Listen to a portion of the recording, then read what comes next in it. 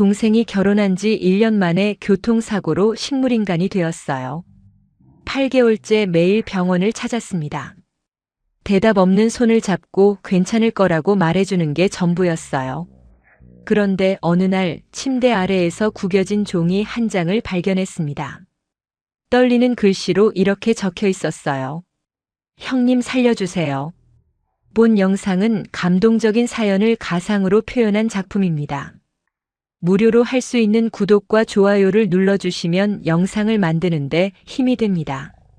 시작하기 전에 어느 지역에서 듣고 계신지 댓글로 알려주시면 그곳으로 행복을 보내드리겠습니다. 이야기 시작하겠습니다. 안녕하세요. 저는 강태준, 올해 45살이에요. 여러분은 혹시 매일 같은 병실을 찾아가 말 한마디 못하는 사람의 손을 잡아본 적이 있나요? 대답이 없는 걸 알면서도 이야기를 건네고 차가운 손을 쥔 채 괜찮을 거라고 되뇌는 그런 하루를요. 저는 8개월째 그런 하루를 보내고 있습니다. 제 동생 강태민. 올해 38. 결혼한 지 겨우 1년 만에 교통사고를 당해 식물인간이 된 제 동생이에요. 태민이는 어릴 때부터 밝은 아이였어요. 7살 차이가 나는 동생이었지만 저한테는 아들 같기도 하고 친구 같기도 한 존재였습니다. 부모님이 일찍 돌아가셔서 저는 20살 때부터 태민이의 아버지 역할까지 해야 했어요. 새벽에 공장에 나가 일하고 저녁에 돌아와 태민이 밥을 차려주고 숙제를 봐주고 잠자리에 눕혀놓으면 그제야 제 하루가 시작되었습니다. 13살짜리 아이가 형, 나 때문에 고생하지? 하고 물으면 저는 웃으면서 무슨 소리야? 형은 하나도 안 힘들어라고 대답했어요. 거짓말이었냐고요? 아니요. 진심이었어요. 태민이가 활짝 웃는 얼굴을 보면 정말 힘든 줄 몰랐거든요. 그 웃음 하나가 저한테는 세상 전부였습니다. 태민이가 서율이라는 여자와 결혼한다고 했을 때 저는 정말 기뻤어요. 동생이 드디어 자기만의 가정을 갖는구나. 이제 혼자 라면 끓여 먹으며 고생 안 해도 되겠구나 싶어서 눈물이 다 났습니다. 결혼식 날 하얀 웨딩드레스를 입은 유리 옆에서 활짝 웃고 있는 태민이를 보면서 저는 속으로 생각했어요. 이제 됐다. 이 녀석이 행복하면 그걸로 된 거다라고요. 식이 끝나고 태민이가 저한테 다가와서 이렇게 말했어요. 형, 나 때문에 고생 많았지. 이제 내가 형한테 잘할게. 그 말이 얼마나 고마웠는지 몰라요. 동생이 행복하면 그걸로 된 거라고 저는 진심으로 그렇게 생각했습니다. 그런데 결혼식으로부터 정확히 1년 후 한밤중에 전화가 울렸어요. 병원 응급실이었습니다. 교통사고. 태민이가 운전하던 차가 빗길에 미끄러져 중앙분리대를 들이받았다고 했어요. 머릿속이 하얘졌습니다. 택시를 잡는 것도 잊고 슬리퍼를 신은 채 병원까지 달렸어요. 비가 쏟아지고 있었지만 느끼지도 못했습니다. 응급실 복도에 도착했을 때 유리는 벤치에 앉아 있었어요. 울고 있긴 했지만 이상하게도 그 눈물이 마음에 와닿지 않았습니다. 뭔가 어긋나 있다는 느낌. 왜 그랬는지는 그때는 몰랐어요. 태민이는 중환자실에 누워 있었어요. 온몸에 관이 꽂혀 있었고 기계음만 삐, 삐, 삐 규칙적으로 울리고 있었습니다. 불과 일주일 전까지만 해도 형, 이번 주말에 같이 밥 먹자고 전화했던 아이가 눈도 뜨지 못한 채 누워 있었어요. 의사는 제 어깨를 잡고 조용히 말했습니다. 뇌 손상이 심합니다. 의식을 회복할 가능성은 매우 낮습니다. 저는 그 말을 듣고도 울지 않았어요. 울면 정말로 끝인 것 같아서 이를 악물고 참았습니다. 태민이 손을 꽉 잡고 말했어요. 태민아, 형 왔다. 걱정 마. 형이 여기 있으니까. 그날부터 저는 매일 병원을 찾았어요. 출근 전에 한 번, 퇴근 후에 한 번. 비가 오나 눈이 오나 하루도 빠지지 않았습니다. 태민이의 이마를 닦아주고 딱딱하게 굳어가는 손을 주물러주고 오늘 있었던 일을 이야기해 주었어요. 태민아, 오늘 날씨 좋더라. 내가 좋아하는 봄이야. 대답이 없는 걸 알면서도 어딘가에서 듣고 있을 거라고 믿었거든요. 병원비는 점점 불어났고 제 적금은 바닥을 보이기 시작했지만 돈보다 동생이 먼저였습니다. 그런데 이상한 일이 하나 있었어요. 동생의 아내 유리는 처음 한두 달은 병원에 왔지만 석 달째부터 발길이 뚝 끊겼습니다. 제가 전화해서 유리 씨, 태민이 좀 보러 와요라고 하면 바쁘다는 핑계만 대곤 했어요. 대신 전화로는 보험 처리가 어떻게 되고 있냐, 태민이 명의의 적금은 해지할 수 있냐, 아파트 명의는 어떻게 하느냐는 이야기만 했습니다. 남편이 중환자실에 누워 있는데 아내가 건강보다 돈 이야기를 먼저 꺼내는 게 정상인가요? 뭔가 이상하다는 느낌, 속이 불편한 기분이 자꾸 들었지만 저는 그때만 해도 동생의 병원비를 대느라 다른 생각을 할 여유가 없었습니다. 매달 수백만 원씩 나가는 병원비에 허리가 휘었지만 동생을 포기할 수는 없었으니까요. 8개월째 되던 날이었어요. 겨울비가 추적추적 내리던 저녁이었습니다. 여느 때처럼 병실에 들어가 태민이의 이불을 여미고 있었는데 침대 아래 바닥에 구겨진 종이 한 장이 떨어져 있었어요. 간호사가 흘린 메모지인가 싶어 무심코 집어들었어요. 구겨진 종이를 펴는 순간 심장이 멈추는 것 같았습니다. 떨리는 글씨로 겨우 알아볼 수 있을 정도로 흔들리는 필체로 누군가가 온 힘을 다해 쓴 듯한 글자들이 보였어요. 연필심이 찢어질 듯 눌린 자국 위에 이렇게 적혀 있었습니다. 형님 살려주세요. 손가락 하나 움직일 수 없다던 동생이 어떻게 이 글을 쓴 걸까요? 종이를 쥔 손이 부들부들 떨렸습니다. 저는 태민이의 얼굴을 바라보았어요. 여전히 눈을 감고 있었지만 그 순간 느꼈습니다. 이 아이가 저에게 무언가를 말하고 있다는 걸요. 그리고 그것은 단순한 사고가 아닐지도 모른다는 직감이었습니다. 형님 살려주세요. 그 5글자를 읽고 나서 저는 한참 동안 숨을 쉴 수가 없었어요. 종이를 쥔 손이 멈추지 않고 떨렸습니다. 병실 안은 기계 소리만 삐삐 울리고 있었고 태민이는 여전히 눈을 감은 채 누워 있었어요. 손가락 하나 움직일 수 없다고, 의식이 없다고 의사가 분명히 그렇게 말했습니다.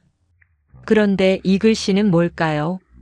흔들리고 비뚤어지고 연필이 종이를 뚫을 것처럼 힘이 들어가 있는 이 글씨는 누군가가 온 힘을 다해 쓴 게 분명했어요. 저는 간호사를 불렀습니다. 종이를 내밀며 이 종이가 어디서 나온 건지, 누가 이걸 여기에 두고 간 건지 물었어요. 혹시 다른 보호자가 들어온 적은 없는지, 아내 유리가 오지는 않았는지도요. 하지만 간호사도 담당 의사도 고개를 저었습니다. 보호자분, 식물인간 상태의 환자가 글을 쓰는 건 의학적으로 불가능합니다. 누군가 다른 사람이 두고 간 게 아닐까요? 불가능하다는 말. 저도 머리로는 알고 있었어요. 하지만 가슴이 말하고 있었습니다. 이건 태민이가 쓴 거라고요. 형제 사이에는 말로 설명할 수 없는 게 있어요. 20년 넘게 한 집에서 밥 먹고 같은 이불 덮고 자고 서로의 울음소리를 들으며 자란 사이에는 말이에요. 태민이가 학교에서 힘든 일이 있으면 말을 안 해도 표정만 보고 알았고, 제가 돈 걱정에 잠을 못 자면 태민이가 먼저 등을 두드려주곤 했어요. 그런 세월이 만들어낸 직감이 있습니다. 이성으로는 이해가 안 되지만 본능이 확신하고 있었어요. 태민이는 의식이 있어요. 그리고 누군가에게 위협받고 있어요. 형한테 살려달라고 마지막 힘을 짜내서 글을 쓴 거예요. 저는 그날 밤부터 잠을 이룰 수 없었어요. 원룸 천장만 바라보며 뒤척였습니다. 눈을 감으면 태민이의 얼굴이 떠올랐어요. 결혼식 날 활짝 웃던 얼굴, 형한테 잘하겠다고 약속하던 얼굴, 어린 시절 잠들기 전 형 내일도 같이 놀자라고 말하던 얼굴. 그리고 지금 중환자실 침대에 움직이지 못하고 누워있는 얼굴. 태민이가 형한테 살려달라고 했어요. 저는 반드시 그 아이를 살려야 했습니다. 다음 날부터 저는 사고의 진실을 파헤치기 시작했어요. 회사에 연차를 냈습니다. 밥도 대충 먹고 잠도 줄이고 모든 시간을 이 일에 쏟기로 했어요. 가장 먼저 확인한 것은 사고 당시의 경찰 보고서였습니다. 보고서에는 빗길 미끄러짐에 의한 단독 교통사고로 기록되어 있었어요. 브레이크를 밟은 흔적이 없다는 점이 특이 사항으로 적혀 있었지만 빗길이라 그럴 수 있다고 처리되어 있었습니다. 하지만 저는 이상했어요. 태민이는 운전을 정말 조심하는 사람이었거든요. 비가 오면 속도를 확 줄이고 고속도로에서도 안전 차선만 고집하던 아이였어요. 그런 태민이가 브레이크도 밟지 않고 중앙분리대를 들이받았다고요? 그래서 사고 차량 정비 기록을 요청했습니다. 사고 2달 전에 정기 점검을 받았는데 그때 브레이크 패드를 교체한 기록이 있었어요. 그런데 이상한 점이 하나 있었습니다. 사고 차량을 폐차장에서 직접 확인한 결과 브레이크 라인에 미세한 손상이 있었던 거예요.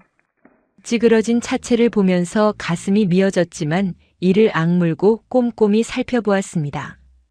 정비소 측은 자연 마모라고 했지만 제가 아는 자동차 정비사 친구에게 사진을 보여주었더니 고개를 저었습니다. 자연적으로 이렇게 깨끗하게 손상될 수 없다고 인위적인 흔적에 가깝다고 했어요. 심장이 쿵 하고 내려앉았습니다. 설마 정말 설마. 그 생각을 하고 싶지 않았어요. 하지만 확인해야 했습니다. 저는 태민이의 보험 내역을 조회했어요. 보험사에 전화하고 서류를 요청하고 며칠을 기다려 받아본 내역서를 펼치는 순간 두 눈을 의심했습니다. 사고 3달 전 태민이 명의로 거액의 생명보험이 새로 가입되어 있었거든요. 수익자는 아내 서유리. 보험금은 20억 원이었습니다. 숫자를 보고 한참을 멍하니 앉아 있었어요. 결혼 1년 차에 20억짜리 보험을 든다고요? 태민이의 월급으로는 감당할 수도 없는 금액이었어요. 머릿속에서 퍼즐 조각이 하나씩 맞춰지기 시작했습니다. 병문안을 끄는 아내, 돈 이야기만 하던 전화, 브레이크 라인의 인위적 손상, 사고 직전에 가입된 거액의 보험. 하나하나는 우연일 수 있어요. 하지만 이 모든 게 겹치면 그건 더 이상 우연이 아닙니다. 그리고 태민이가 온 힘을 다해 남긴 쪽지. 형님 살려주세요. 그 글씨가 의미하는 건 단순히 병에서 살려달라는 게 아니었을지도 몰라요. 이 사고를 꾸민 사람들로부터 자기를 지켜달라는 뜻이었을 겁니다. 형만 믿는다고, 형만이 나를 살릴 수 있다고 그렇게 말하고 있었던 거예요. 저는 주먹을 꽉 쥐었어요. 손톱이 손바닥에 박히는 줄도 몰랐습니다. 분노가 온몸을 타고 올라왔지만 저는 참았어요. 지금 화를 내면 안 됩니다. 차갑게, 정확하게, 한치의 빈틈도 없이 증거를 모아야 했어요. 감정이 아니라 사실로 진실을 밝혀내야 했습니다. 태민아, 형이 반드시 너를 살릴 거다. 누가 이 짓을 했는지 형이 끝까지 파헤쳐 줄 테니까. 저는 그날 밤 병실로 돌아가 태민이의 차가운 손을 잡고 조용히 다짐했습니다. 증거는 하나씩 모이고 있었지만 결정적인 한 방이 없었어요. 브레이크 손상도 거액의 보험 가입도 하나하나는 분명 의심스럽지만 그것만으로 누군가를 범인이라고 증명할 수는 없었습니다. 경찰에 가봤자 정황 증거일 뿐입니다라는 답이 돌아올 게 뻔했어요. 저는 아무도 부정할 수 없는 확실한 증거가 필요했습니다. 그래서 유리의 주변을 조용히 살피기 시작했어요. 아무도 눈치채지 못하게 천천히 하지만 한순간도 놓치지 않겠다는 각오로요. 유리는 사고 이후 태민이의 아파트에 혼자 살고 있었어요. 병원에는 발길을 끊었으면서 남편 명의의 집에서 아무 일 없다는 듯 생활하고 있었습니다. 저는 몇 번이나 연락해서 태민이 상태가 어떤지 전해주었지만 유리는 늘 네, 알겠습니다 한마디뿐이었어요. 남편이 중환자실에서 기계의 의지에 숨을 쉬고 있는데 그 목소리에는 걱정도 슬픔도 불안도 묻어나지 않았습니다. 마치 이미 끝난 일을 처리하듯 사무적이고 건조했어요. 그러던 어느 날이었습니다. 태민이 병실에 두고 간 물건을 가져다 주려고 아파트를 찾았는데 현관문이 반쯤 열려 있었어요. 안에서 유리의 목소리가 들렸습니다. 전화를 하고 있는 것 같았어요. 저는 발걸음을 멈추고 그 자리에 서버렸습니다. 엿듣는 건 제 성격에 맞지 않아요. 하지만 태민이가 살려주세요라고 쓴 그 쪽지가 머릿속에서 떠나지 않았고 그 절박함이 저를 그 자리에 붙잡아 두었습니다. 그리고 문틈 사이로 들려온 목소리에 온몸에 피가 얼어붙었어요. 아빠, 보험금 나오면 빚은 다 정리할 수 있어. 근데 지금 이 상태로는 보험금이 안 나와. 죽어야 나온다고. 저는 벽에 등을 기댄 채 숨을 멈췄습니다. 심장이 귀에서 쿵쿵 울렸어요. 유리는 아버지 서동철과 통화를 하고 있었습니다. 동철이 사업에 실패해 수십억 원의 빚을 지고 있다는 건 알고 있었어요. 하지만 그 빚을 제 동생의 목숨으로 갚으려 했다니요. 저는 떨리는 손으로 주머니에서 휴대전화를 꺼냈습니다. 녹음 버튼을 누르는 손가락에 힘이 들어가지 않아서 3번이나 미끄러졌어요. 겨우 버튼을 누르고 전화기를 문 가까이 갖다 대었습니다. 유리의 목소리가 계속 흘러나왔어요. 연명 치료 중단 동의서만 있으면 돼. 배우자인 내가 서명하면 되는 거잖아. 근데 시영님이 자꾸 병원에 와서 간호사한테 이것저것 물어보고 다녀. 그 전에 빨리 처리해야 해. 연명 치료 중단. 그 말을 듣는 순간 다리에서 힘이 빠져나갔어요. 벽을 짚지 않았으면 주저앉았을 겁니다. 보험금을 받기 위해 아직 살아있는 사람의 생명 유지 장치를 끄겠다는 거였어요. 그것도 몰래 형인 저를 피해서요. 태민이가 쪽지에 살려주세요라고 쓴 이유를 그제야 온전히 이해했습니다. 태민이는 알고 있었던 거예요. 자기 아내가 자기를 죽이려 한다는 걸요. 움직일 수 없는 몸으로 말할 수 없는 입으로 유일하게 기댈 수 있는 형에게 마지막 힘을 짜내 도움을 요청한 거였습니다. 저는 소리를 내지 않고 그 자리를 빠져나왔어요. 계단을 타고 내려가면서 벽에 주먹을 대고 이마를 기댔습니다. 분노로 온몸이 불덩이가 된 것 같았어요. 태민이가 사고 전에 형에게 연락하려 했다는 경찰 기록이 떠올랐습니다. 그날 밤 태민이는 뭔가를 눈치챈 거예요. 하지만 전화가 연결되기 전에 사고가 난 거였습니다. 눈물이 나올 것 같았지만 참았어요. 울 시간에 증거를 정리해야 했으니까요. 집으로 돌아와 녹음 파일을 여러 번 들었어요. 한 글자도 놓치지 않으려고 통화 내용을 전부 받아 적었습니다. 적으면서 퍼즐의 전체 그림이 완성되었어요. 유리와 동철은 사고 전부터 계획을 세운 거였습니다. 빚에 쫓기던 동철이 딸에게 보험금 이야기를 꺼냈고 유리는 태민이 몰래 거액의 보험을 가입시킨 뒤 브레이크에 손을 댄 겁니다. 빚기를 이용한 교통사고로 위장한 거예요. 사고가 아니라 살인 미수였어요. 제 동생은 아내와 장인의 탐욕에 의해 식물인간이 된 거였습니다. 그리고 한 가지 더 충격적인 사실을 알게 되었어요. 병원에 확인해 보니 유리가 이미 2주 전에 연명 치료 중단 동의서 양식을 요청했더라고요.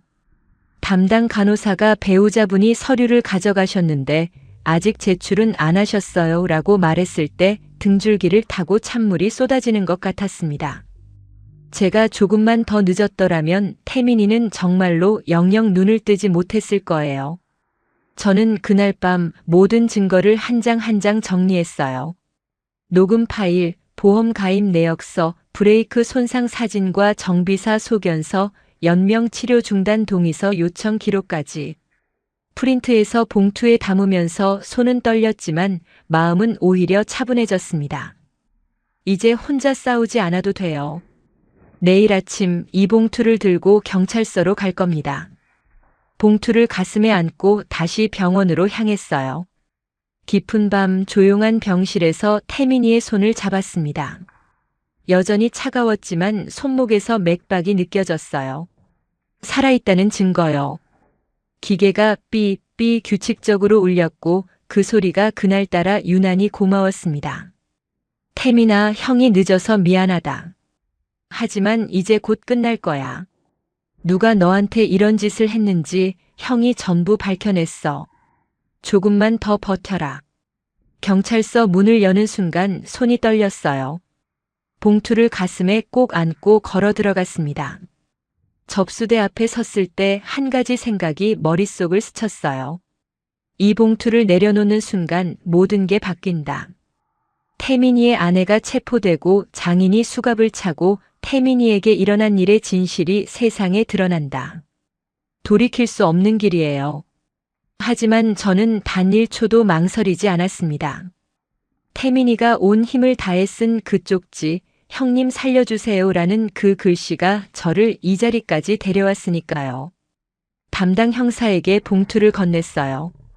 녹음 파일, 보험 가입 내역, 브레이크 손상 사진, 정비사 소견서, 연명 치료 중단 동의서 요청 기록. 형사는 서류를 하나씩 넘기면서 표정이 점점 굳어졌습니다. 녹음 파일을 재생했을 때 유리의 목소리가 조사실에 울려 퍼졌어요. 보험금 나오면 빚은 다 정리할 수 있어. 죽어야 나온다고. 형사가 고개를 들어 저를 바라보았습니다. 보호자분, 이건 살인 미수에 해당할 수 있습니다. 즉시 수사에 착수하겠습니다. 그 말을 듣는 순간 8개월 동안 버텨온 모든 무게가 한꺼번에 무너져 내리는 것 같았어요. 경찰서 의자에 앉아서 저는 처음으로 소리내어 울었습니다. 태민이 사고 이후 단 한 번도 울지 않았던 제가 그날은 참을 수가 없었어요. 형사들이 물을 가져다 주고 등을 두드려 주었지만 한참 동안 눈물이 멈추지 않았습니다. 수사는 빠르게 진행되었어요.